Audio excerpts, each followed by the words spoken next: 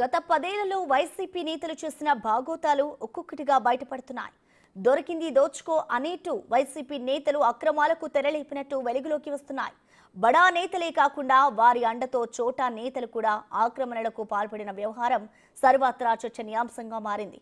ఖాళీ స్థలాలే కాకుండా చెరువులను సైతం అడ్డంగా నొక్కేయాలని చూడడం హాట్ టాపిక్ గా మారుతోంది. దీంతో అధికారులు ఆక్రమణలను తొలగించేందుకు సిద్ధమవుతున్నారు.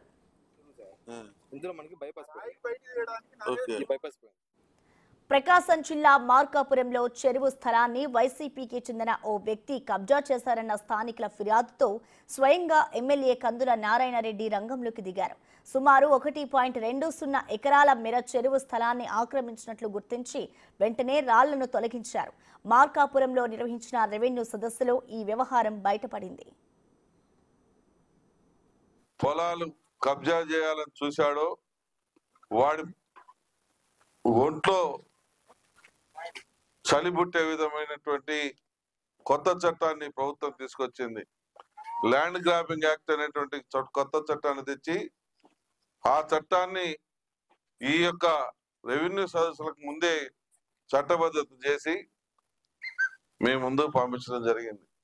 ఎవడైనా సరే మీ పొలం కబ్జా చేయాలని సాహసం చేసినా, మీ పొలం కబ్జా చేసినా, మిమ్మల్ని ఇబ్బందులు పెట్టాలని చెప్పి చూసినా అటువంటి వారికి ఎంక్వైరీ చేసి